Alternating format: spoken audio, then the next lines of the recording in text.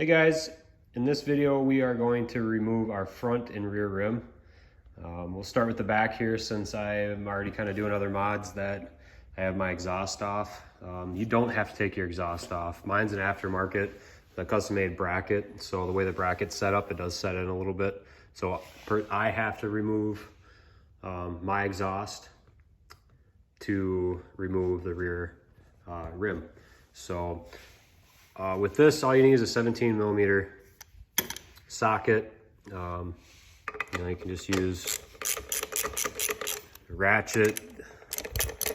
Torque specs on this is not that much. If you want to use an impact, go for it. On bikes, I don't like using them as much just because they have a little too much torque for a lot of things you need to do on bikes. But that's just me. So, pretty simple. You got your 4 bolts. Oh, this one's on there just a little bit more. Sorry, your 4 nuts, not your bolts. And you get your last one off.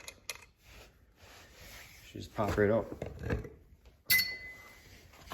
Just like so. All right, now we will go to the front.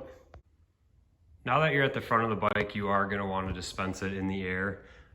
As you can see, I have boards that are underneath there. You can use a jack, anything like that. If you use the jack, make sure you put a board on the jack so you're not actually pushing the bottom of the plastic. Just have something flat. You are going to want to find a happy medium. If you go too high, your center stand could possibly snap back on you. Then you're trying to grab your bike before it hits the ground. I have it about this height just because, I want to have my tire drop off or drop down. I don't want to have to remove the fender or anything like that. If you want to remove the fender to make it easier for yourself, it is 3 bolts on each side. I believe it's an 8 mil, but the way I'm going to go about this today is with the fender on. So we will go over and remove our fork covers. And there's obviously 2 screws. Oh, geez. 2 screws, 1 on each side to each cover.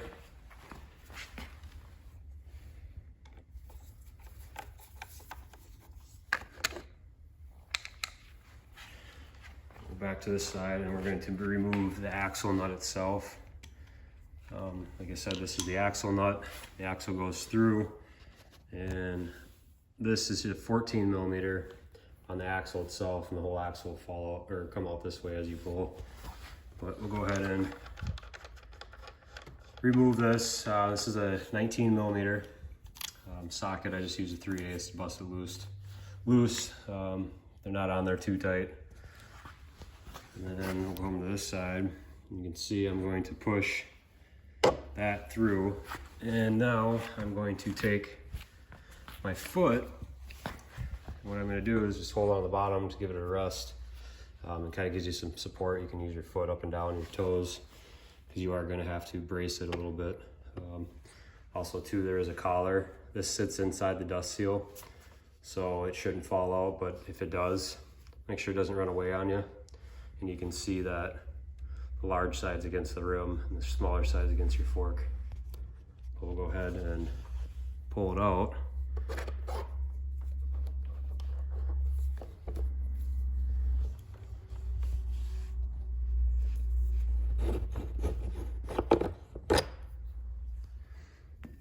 Just like that. And so with your foot still down there, we're just going to bring it down. There's a slide. I don't know if you can see that right here. There's a slide on the fork, and then the actual brake drum itself just goes down. It's a little slot that it goes into. But we'll go ahead and just kind of wiggle it down. And it just drops right out like that.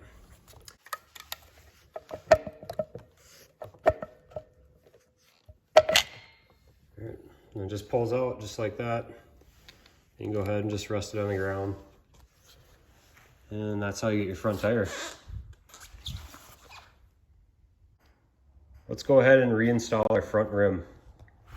You can see I got my collar sitting in here. You want to make sure the larger side is actually towards the rim, inside of the dust seal, and the smaller side is going to go onto the inside of your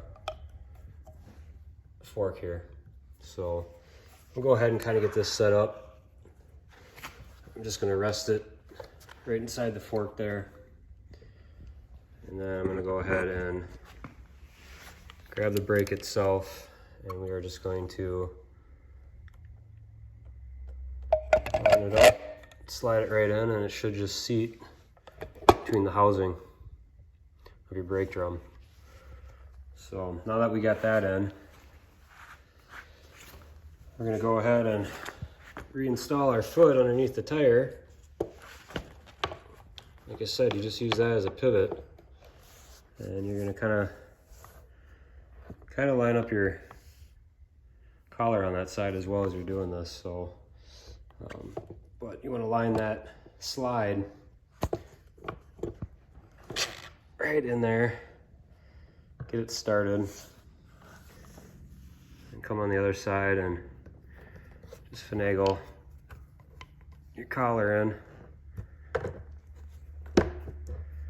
Once that's in, you can go ahead and raise your foot up, and we'll get the axle in position here.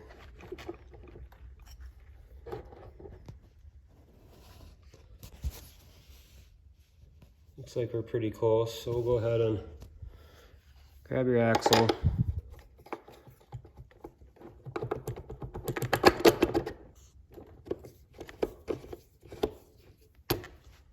Back on this side, make sure your collar's straight. We'll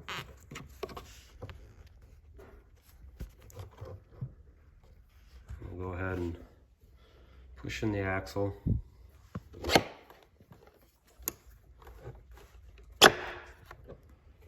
And we'll have to go up just a little bit more with the collar.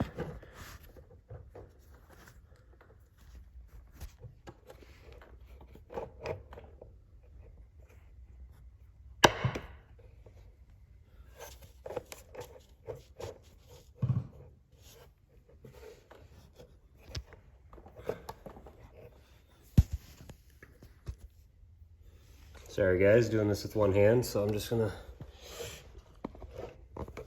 there we go. All right, so now that you got that in, we're gonna go ahead and make sure that's in all the way. Everything looks good at the brakes. We'll go back on this side and we'll reinstall our 19mm nut.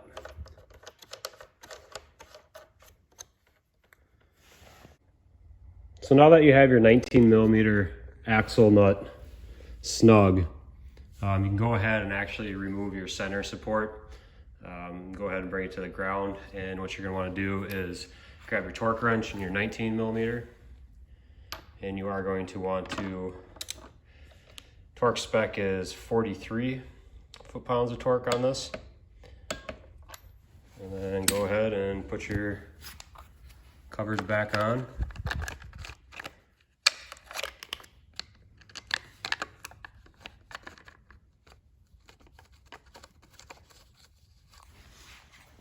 Same as the other side. When you are torquing this, you are going to have to actually hold the other side because it will just spin on you. This is a 14mm, and you just hold that and then obviously torque the other side. But I'll go ahead and put this last fork cover back on.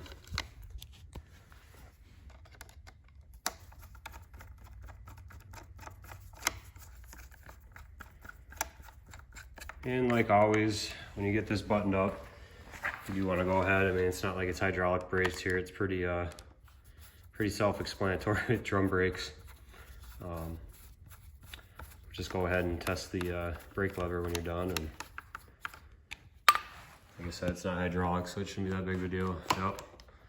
They grab, everything's moving. Nothing's getting bound up. All right, we'll go to the back tire and get that installed. All right, so your rear tire is the same way we took it off.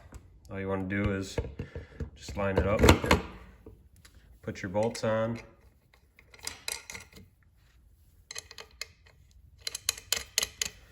and go ahead and snug these things up to 36 foot-pounds of torque. And that's pretty much it. All right, I'll see you in the next video, guys.